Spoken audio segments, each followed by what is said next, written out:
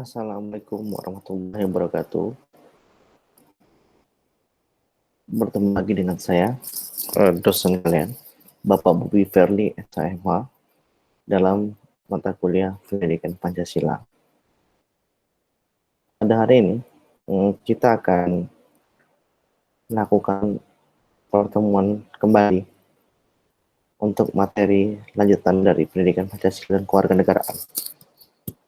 Nah, insya Allah, adik-adik semua, alternatif yang Bapak berikan adalah yang pertama, di dalam perkuliahan yang kita sekarang ini adalah via upload materi dari YouTube, atau perkuliahan saya ini akan saya upload di YouTube, maka adik-adik harus mensubscribe YouTube saya yang bernama ID-nya Bobi Verly, sesuai dengan nama saya.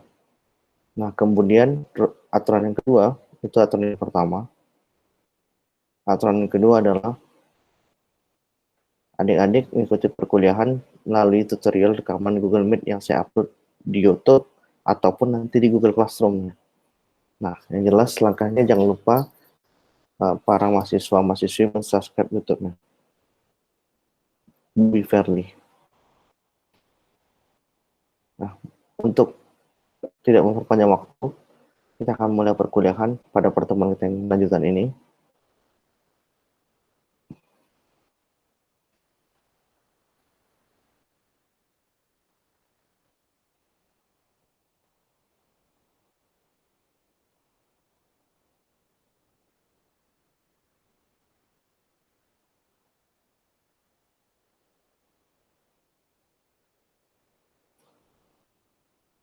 Nah, judul kita pada hari ini adalah Pancasila dalam konteks ketatanegaraan.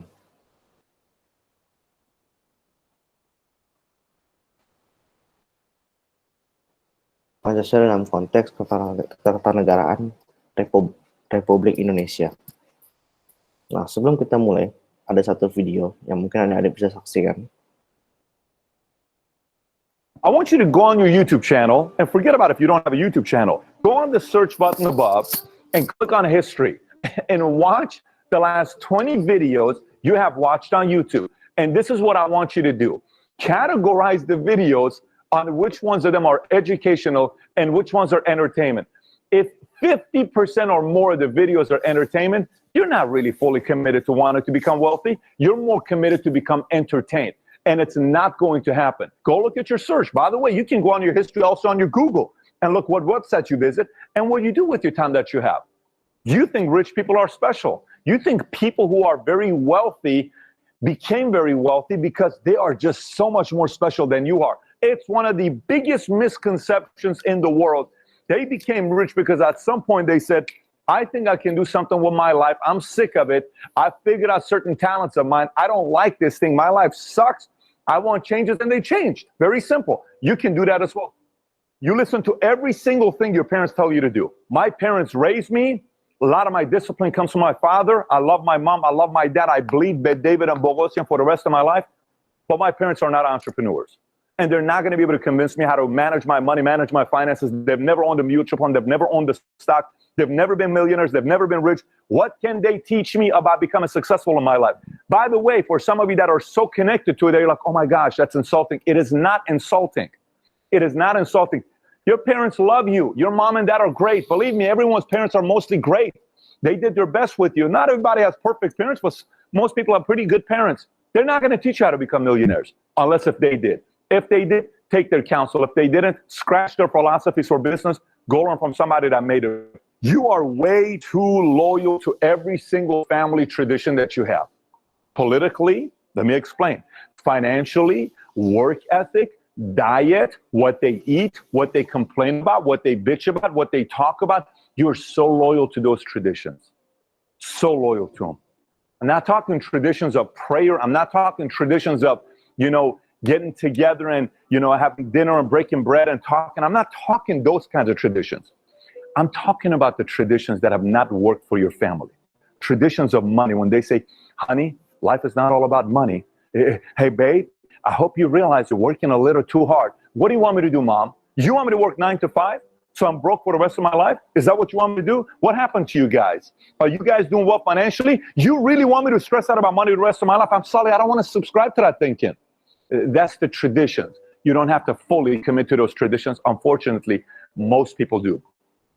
You worry too much about what people think about you. You worry too little about what the right people think about you. What are the right people? The right people are the people that are helping you get to the next level. The right people are the customers that are buying from you. The right people are the people that are trying to give you an education about business, entrepreneurship, growing. You worry too little about these guys. You worry way too much about the people that have no desire to help you get to the next level. Zero. Know what the good news is?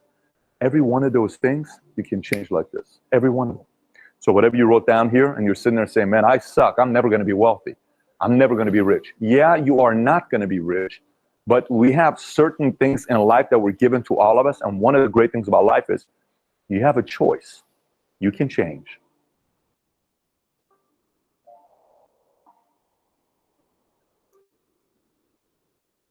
Nah, itu adalah sedikit video tentang bagaimana uang itu hanya mempertajam karakter orangnya aja. Kalau dia baik, pasti pula dia berbuat baik. Dia menyajikan uang yang pola hidup yang baik, memberikan bantuan kepada orang. Tapi kalau dia jahat, pasti makin jahat jika dia punya banyak duit. Nah, itulah sisi psikologi yang harus kita perhatikan. Nah, kita lanjutkan saja materi kita. Yang pertama adalah struktur pemerintahan Indonesia berdasarkan Undang-Undang Dasar tahun 1945. Demokrasi merupakan sistem pemerintahan dari rakyat, dalam arti rakyat sebagai asal mula kekuasaan suatu negara, sehingga rakyat harus ikut serta dalam pemerintahan untuk mewujudkan suatu cita-citanya. Nah, dalam Undang-Undang Dasar 45 ini, kenapa bisa dijelaskan seperti itu tentang masyarakat? Karena dalam perkembangannya, hukum di Indonesia ini mengalami perubahan di mana yang mendasar. Salah satu perubahan tersebut adalah perubahan terhadap Undang-Undang Dasar 1945, yaitu perubahan atau amandemen yang dimaksud sampai 4 kali. Jadi perubahan atau amandemen itu sampai 4 kali. Yang dimulai pada tanggal 19 Oktober tahun 99. Kemudian di amandemen mengamandemen 2 pasal. Kemudian pada setelah 19 Oktober tahun 99, amandemen kedua pada tanggal 18 Agustus tahun 2000. Nah, sehingga ada jumlah bertambah lagi menjadi 10 pasal. Sedangkan amandemen ketiga itu dilakukan pada 10 November pada tahun 2001. Jadi sisi setahun, kalau setiap tahun dari tahun 99 hingga tahun 2001 itu sudah ada pertambahan pasal dari 10 pasal sampai pada tanggal 10 November 2001 tambahlah 10 pasal lagi. Dan amandemen yang pada keempat ini itu pada tanggal 10 Agustus 2002. Sejumlah 10 pasal serta 3 pasal aturan peralihan. Nah, atau aturan tambahan 2 pasal. Nah, apabila dilihat dari segi Undang-Undang Dasar 45 ini, dilihat jumlah pasalnya itu adalah berjumlah 37 pasal pada Undang-Undang Dasar 1945. Nah, akan tetapi setelah diamandemen pasal tersebut lebih dari 37 pasal, yaitu menjadi 39 pasal. Nah, yang terjadi karena perubahan-perubahan itu, 4 perubahan itu, nah barulah kita mengetahui tentang bagaimana perubahan atau amandemen dari negara kita itu tahun 99, tahun 2000, 2001 baru ke 2002 gitu. Seperti itu. Nah, kalau kita lihat sistem pemerintahan yang demokratis. Sistem pemerintahan yang demokratis itu pasti mengandung unsur-unsur penting, yaitu ketertiban warga negara dalam pembuatan keputusan politik. Nah, ini maksudnya warga tadi harus terlibat dalam pembuatan keputusan politik. Karena pada setiap keputusan politik itu yang dibuat oleh negara, itu memiliki tujuannya apa? Tujuannya untuk warga negara itu sendiri. Makanya keterlibatan itu penting. Nah, terus kita lanjutkan lagi.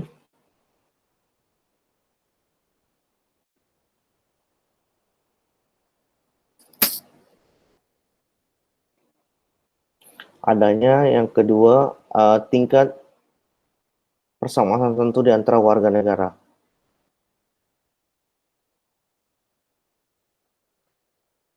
Tingkat persamaan tertentu di antara warga negara itu adalah yang diungkapkan oleh pakarnya, yaitu Bapak Mas Wadi Rauf tahun 1997 pada halaman buku nomor 14, saya judulnya lupa.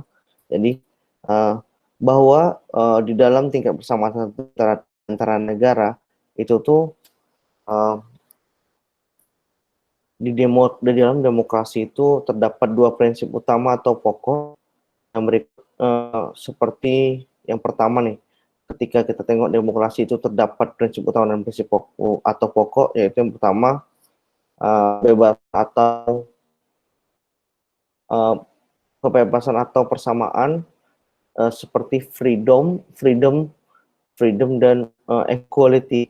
Nah, kebebasan maupun persamaan ini merupakan dasar adanya sebuah demokrasi. Nah, seperti itu. Kemudian yang poin C-nya, ketika tingkat kebebasan atau kemerdekaan tertentu diakui dan dipakai oleh warga negaranya. Nah, seperti kebebasan kebebasan untuk jalan mencapai sebuah kemajuan ya. Kemajuan tanpa adanya halangan dari siapapun atau dari manapun itu.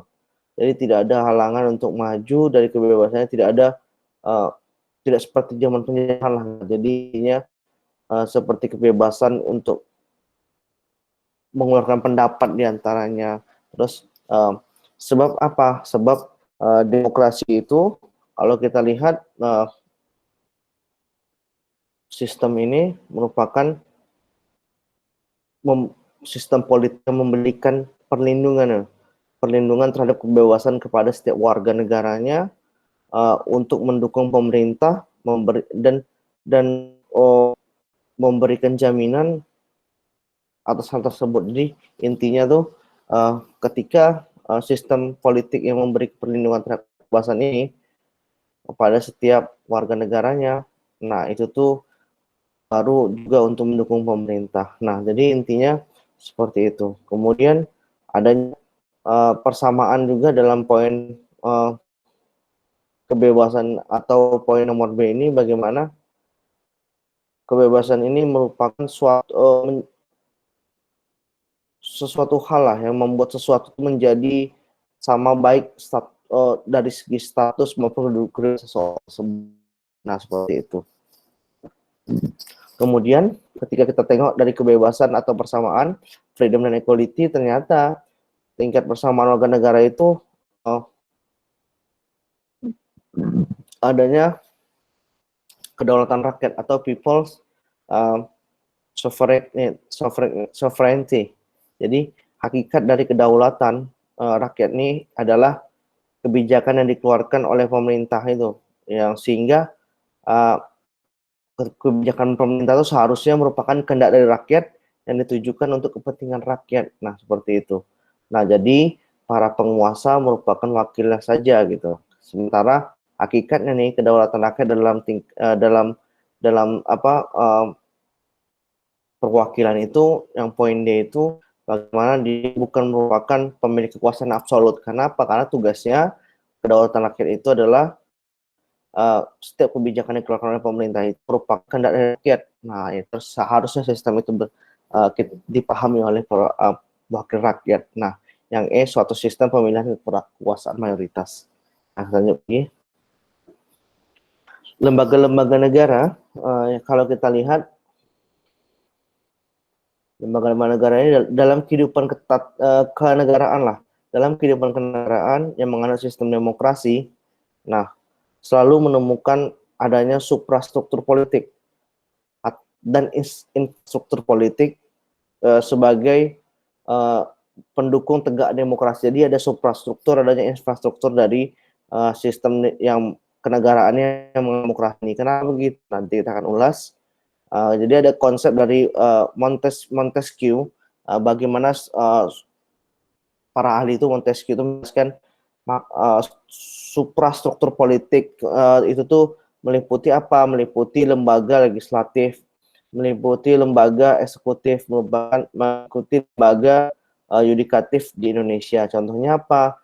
Contohnya seperti lembaga negara atau alat-alat perlengkapan negara adalah Majelis Permusyawaratan Rakyat, kemudian Dewan Perwakilan Rakyat, kemudian Presiden, Mahkamah Agung, dan Badan Pemeriksa Keuangan. Nah, alat perlengkapan ini di atas yang harus kita ketahui bagaimana sebagai suprastruktur politik.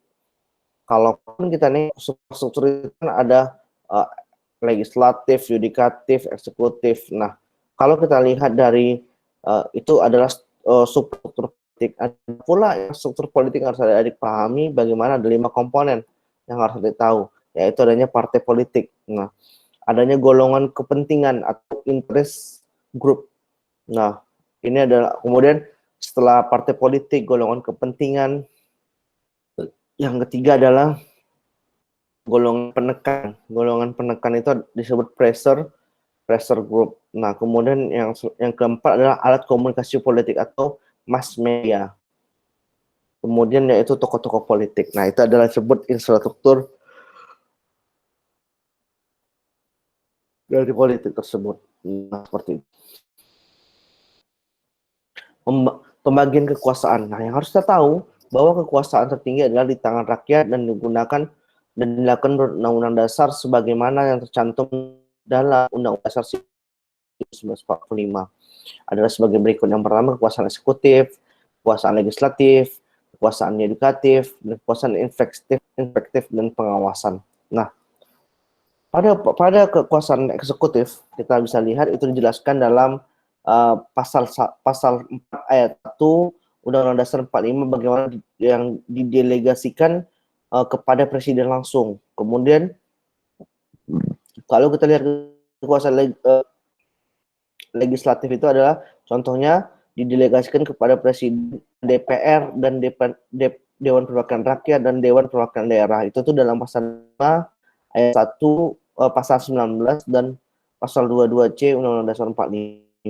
Nah, kemudian kekuasaan yudikatif. Yudikatif itu meliputi apa? Didelegasikan kepada Mahkamah Agung gitu. Jadi eksekutif itu presiden, legislatif itu DPR, DPD, kemudian yang ketiga itu adalah Mahkamah Agung dalam pasal 24 ayat 1 Undang-Undang Dasar 45.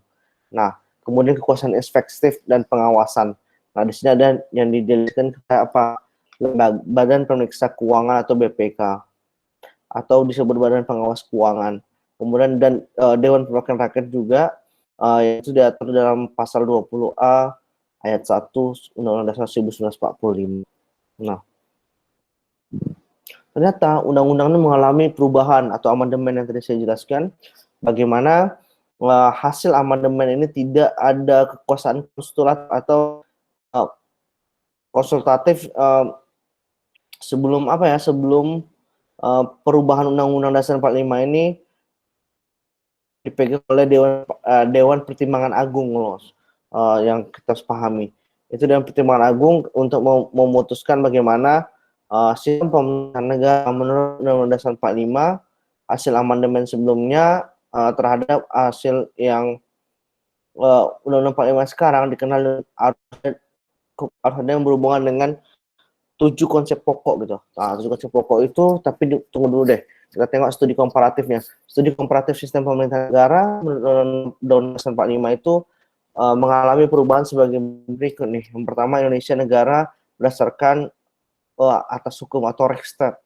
Kemudian sistem konstitusi pemerintah berdasarkan atau atas sistem konstitusi dalam kurung hukum dasar dan tidak bersifat absolut dalam kurung kekuasaan tidak terbatas. Nah, itu sudah dipahami. Kemudian yang C ialah penyelenggara pemerintahan negara yang tertinggi di samping DPR dan MPR. Nah, itu Undang-Undang Dasar 45 kedudukannya. Kalau kita perlu pahami, ada 7 konsep pokok sistem pemerintahan negara. Ini juga mengalami amandemen atau perubahan. Di antaranya Indonesia adalah negara yang berdasarkan negara hukum, kemudian sistem konstitusional, kemudian kekuasaan negara tertinggi berada di tangan rakyat. Kemudian presiden ialah penyelenggara pemerintahan, presiden. Nah, yang presiden ialah penyelenggaraan pemerintahan negara yang tertinggi di bawah MPR langsung. Nah, presiden tidak bertanggung jawab kepada DPR, itu harusnya. Nah, menteri negaranya adalah yang membantu presiden. Nah, menteri negara tidak bertanggung jawab pada DPR, tapi dia membantu presiden. Nah, yang ketujuh itu adalah kekuasaan kepala negara tidak terbatas. Nah, makanya negara Indonesia adalah negara berdasarkan negara hukum. Negara hukum itu berdasarkan Pancasila, bukan berdasarkan kekuasaan. Nah, seperti itu.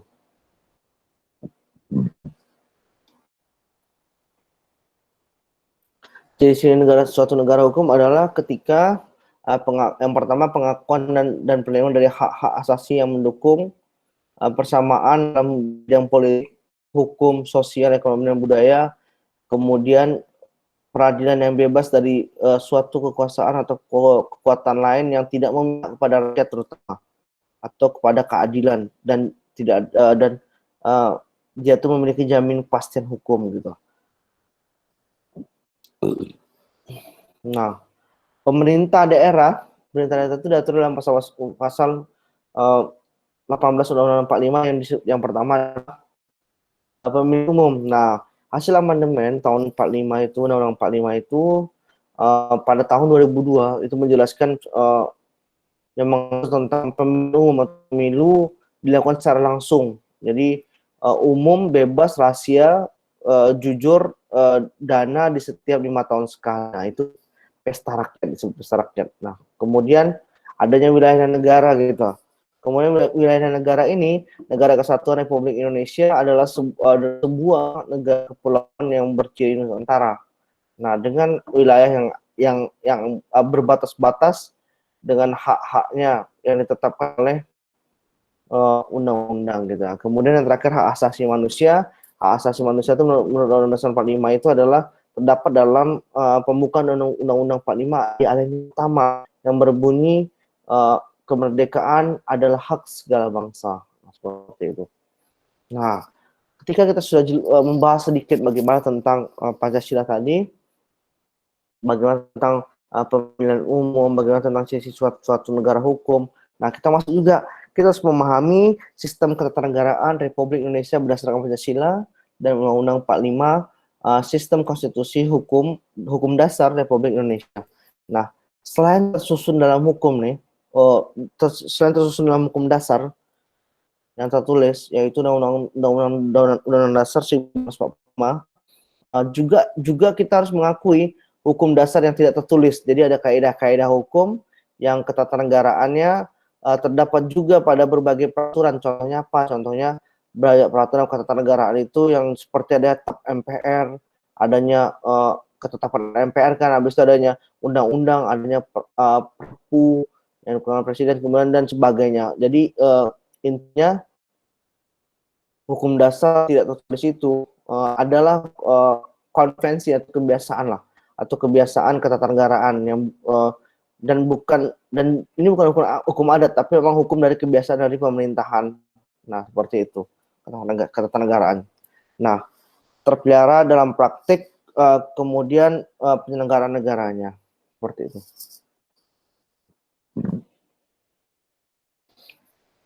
Ketatanegaraan menurut teori pengelompokan yang dikemukakan oleh Profesor Muhammad Cranenburg adalah negara itu pada hakikatnya adalah suatu organisasi kekuasaan yang diciptakan oleh sekelompok manusia yang disebut bangsa untuk menyelenggarakan kepentingan mereka bersama. Menyinggung ketatanegaraan ini tidak lepas dari organisasi negara. Kalau kita bilang kemudian bentuk negara itu menurut Undang-Undang tahun 45 baik dalam pembukaan ataupun dalam batang tubuhnya itu kita bisa ketahui pada pasal 1 ayat 1 Undang-Undang Dasar 45. Nah, kemudian ketika penyelenggara itu kepentingan mereka bersama tidak menunjukkan adanya persamaan. Ya. Persamaan apa? Persamaan bagaimana seperti kita nengok di alinea keempat pembukaan Undang-Undang Dasar 45, bagaimana negara Indonesia adalah negara kesatuan yang berbentuk republik. Nah, jadi bersama-sama seperti itu harus perhatikan bernegara. Kemudian konvensi Konvensi hukum nih, konvensi atau hukum kebiasaan ini ketatanegaraan adalah hukum yang tumbuh dalam praktek nih, dalam praktek penyelenggaraan negara untuk melengkapi, menyempurnakan, menghidupkan, mendominasi kaidah-kaidah hukum perundang-undangan. Jadi konvensi di negara Republik Indonesia itu diakui sebagai salah satu sumber hukum tata negara dilihat dari urutan peraturan perundang-undangan menurut Undang-Undang Nomor 10 Tahun 2004. Nah, seperti itu. Jadi kalau kita nengok rujuk pada tata urutan peraturan perundang-undangan menurut Undang-Undang Nomor 10 Tahun 2004, bagaimana kita lihat bagaimana di pasal 7 lah. Jadi ada satu hierarki susunan-susunan, kemudian peraturan perundang-undangan. Jadi inti undang-undang itu yang patokannya itu Undang-Undang Dasar Negara 1945, kemudian undang-undang atau peraturan pemerintah pengganti undang-undang. Nah, itu Perpu, kemudian peraturan pemerintah, peraturan presiden, kemudian peraturan daerah. Jadi banyak yang kita harus ketahui bagaimana peraturan daerah itu tercantum juga dalam pasal 1E-nya, bagaimana dia harus memperhatikan peraturan daerah provinsi itu dibuat oleh Dewan Perwakilan Rakyat Daerah DPRD, kemudian bersama juga dengan gubernur. Nah, kemudian peraturan daerah kabupaten kota itu dibuat juga nih dalam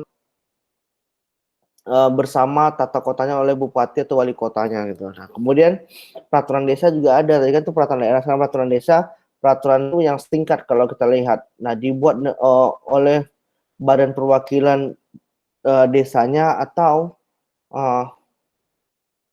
bersama-sama kepala desanya.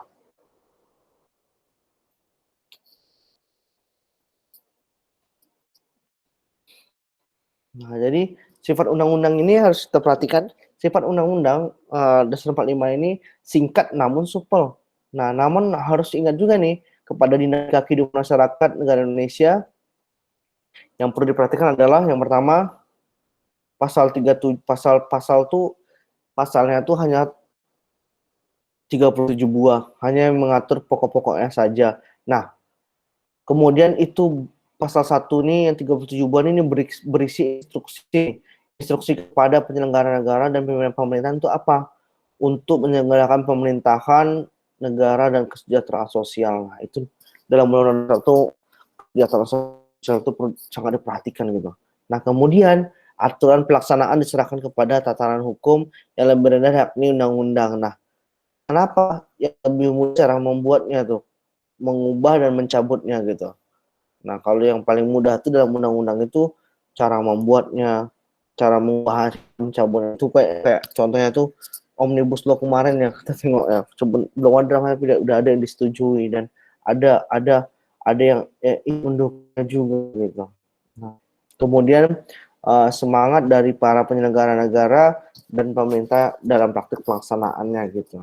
Kemudian yang keempat, kenyataan bahwa Undang-Undang Dasar 45 ini bersifat singkat namun supel nih, seperti yang dinyatakan dalam Undang-Undang 45 secara konseptual, aktual, dan konsisten dapat dipergunakan menjelaskan Pancasila merupakan ideologi terbuka serta membuatnya beroperasional. Jadi fungsi dari undang-undang nih adik-adik, fungsi dari undang-undang dasar merupakan suatu alat untuk menguji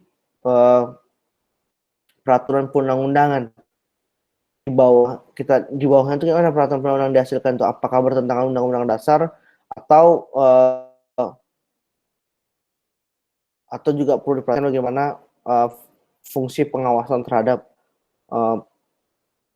pembuat peraturan ini gitu. Nah, makna dari pembukaan Undang-Undang 45 ini adalah merupakan sumber motivasi dan aspirasi perjuangan dan tekad bangsa di Indonesia yang merupakan sumber dari cita-cita hukum dan moral yang ingin tegakkan baik dalam lingkungan nasional maupun dalam hubungan pergaulan bangsa-bangsa dunia. Nah, kemudian pembukaan yang terumus dalam secara padat oleh Undang-Undang Dasar 45 adalah dalam alinea keempat, dan setiap alinea itu kata-kata mengandung arti dan makna sendiri gitu. yang sangat mendalam, mempunyai karena kan filosofi atau living spiritnya gitu kan, mempunyai nilai-nilai yang di ujung bangsa beradab, kemudian di dalamnya pembukaan barulah pembukaan itu dulu maksudnya per-alinea gitu.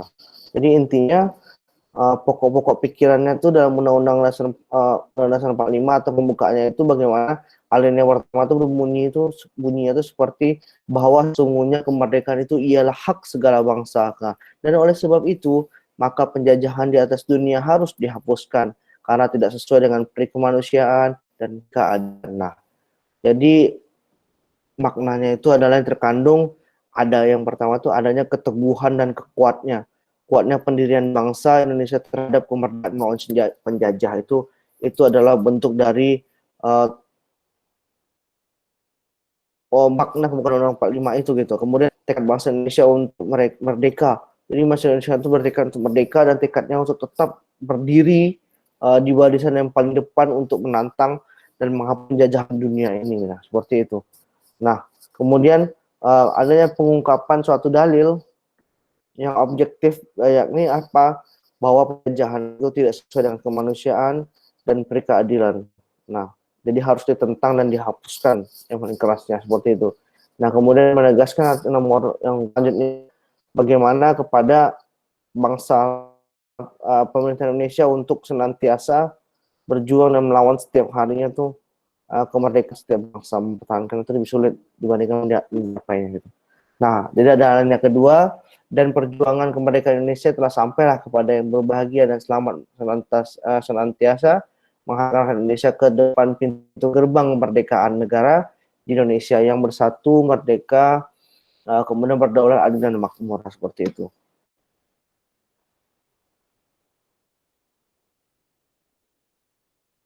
Alinea keempat banyak banget sebenarnya kalau mau dijelasin.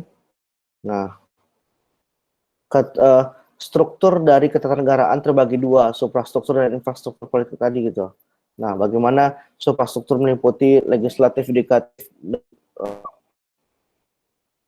lembaga-lembaga yang penting dalam berjalannya waktu ini gitu.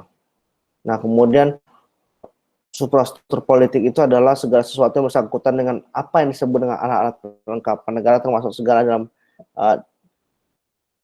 segala hal yang berhubungan dengannya. Jadi sebelum menjelaskan nih tentang ketatanegaraan, kita sampaikan dulu nih bagaimana struktur ketatanegaraan tersebut gitu. Nah, yaitu dan infrastruktur politik. Nah, jadi intinya yang masuk dalam suprastruktur politik ialah mengenai tentang kedudukan kekuasaan dan juga wewenang dan tugasnya dalam pembentukannya gitu. Serta hubungannya yang harus diperhatikan itu bagaimana membentuk hubungan antara warga negaranya seperti itu. Nah, jadi kalau kita tengok tuh tadi itu yang infrastruktur, nah suprastruktur. Nah, kalau kita lihat infrastruktur itu meliputi 5 komponen, yaitu komponen partai politik, komponen golongan kepentingan, komponen alat komunikasi politik, kemudian komponen golongan penekanan atau komponen tokoh. Nah, politik tersebut. Nah, memahami dinamikanya, jadi intinya itu nanti bisa dibaca bagaimana setelah ditetapkannya oleh PPKI pada tanggal 14 Agustus 45 dan melaksanakannya pada Undang-Undang 45 mengalami masa berlaku dalam kurun waktu pertama sejak 18 Agustus 45 sampai dengan 27 Desember 49. Nah, kemudian kurun waktu kedua sejak 15 Juli 1959 Dekret Presiden sampai sekarang, dan ini terbagi dalam menjadi 3 masa, Orde Baru dan masa reformasi sekarang. Nah, jadi pada pelaksanaannya Undang-Undang 45 ini mengalami beberapa perubahan yang mengakibatkan tuntutan kebutuhan dinamika politik yang terjadi waktu itu. Sementara Undang-Undang 45 itu tidak tergantikan dan masih sesuai dengan kebutuhan bangsa Indonesia sampai saat ini. Oke, baiklah. Kita sudah sampai di akhir teori, nanti bisa direview lagi dengan bahannya di Google Classroom pada hari ini. Nah, kita ada satu video yang bisa disaksikan.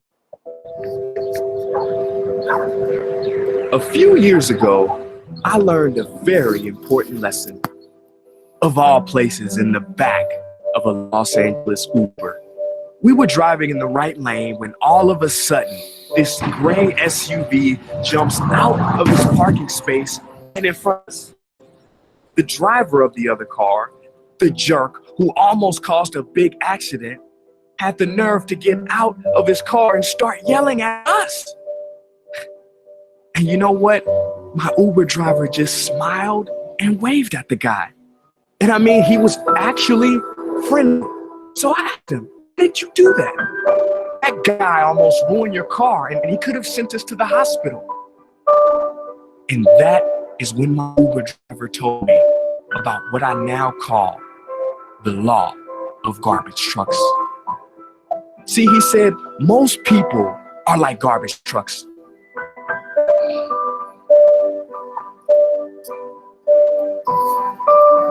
They run around full of garbage, full of frustration, full of anger, full of disappointment. As their garbage piles up, they need a place to dump it.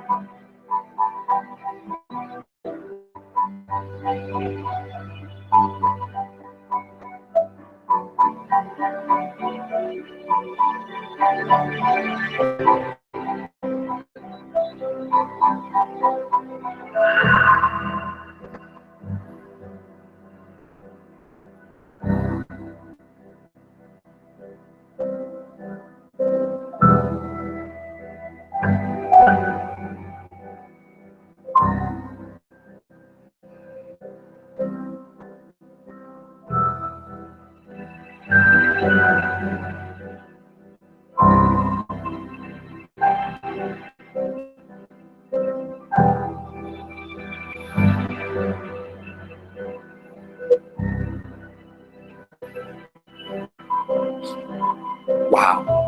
Now that really got me thinking about how often I let garbage trucks run over me, and how I then take their garbage and spread it onto other people, at home, at work, on the streets.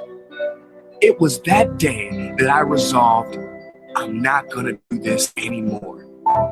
Since then, I started to see garbage trucks everywhere. You know, just like Dr. Strange could see all those possibilities in the future, well, I can now see garbage trucks. I see the load that they're carrying. I see them coming to drop it off, and just like my Uber driver, I don't make it into a personal thing. I just smile, wave, wish them well, and I move on. Nah, itu adalah sedikit ketika melihat sesuatu hal itu jangan langsung kita bilang kita tahu sesuatu hal itu. Kita ada yang ahli, kemudian kita nengok sesuatu itu seperti hukum untuk sampah, padahal dalam berkata-kata, dalam ilmu, itu hal yang paling apa? Kalau dalam Islam mengatakan saya tidak tahu jika memang tidak tahu gitu. Nah, itu adalah kalau dalam agama seorang muslim itu adalah ketika saya mengatakan tidak tahu, itu adalah setengah dari ilmu gitu. Nah, jadi apapun yang mengatakan menurut saya padahal tidak tahu atau belum betul-betul mengetahui suatu hal tersebut dan sehingga memaksakan diri tidak menjawab, nah itu yang disebut kebodohan. Nah, seperti itu. Mungkin nanti perkuliahan kita mengenai tentang bagaimana kita mengetahui Pancasila konteks tata negaraan, kemudian termasuk sesi bagaimana memahami sistem ketatanegaraan. Nah, seperti itu. Nah, mungkin insya Allah itu adalah materi yang kita bahas hari ini. Nah, nanti adik-adik semua untuk kelanjutannya bisa kita berdiskusi di Google Classroom, di via Telegram, sehingga kita bisa mendapatkan pelajaran pada hari ini melalui video pembelajaran. Nah, jangan lupa subscribe YouTube Bobby Fairly, atau nanti kita masuk ke Google Classroom. Nah, seperti itu. Nah, mungkin pada pertemuan hari ini sekian membahas tentang ketatanegaraan. Jika ada kekurangan, dan video ini dibuat tengah malam ya, jam 2.03 ya. Insyaallah semoga bermanfaat untuk adik semua. Subhanakallahumma wa bihamdika Asyhadu alla ilaha illa anta astaghfiruka wa atubu ilaik. Assalamualaikum warahmatullahi wabarakatuh.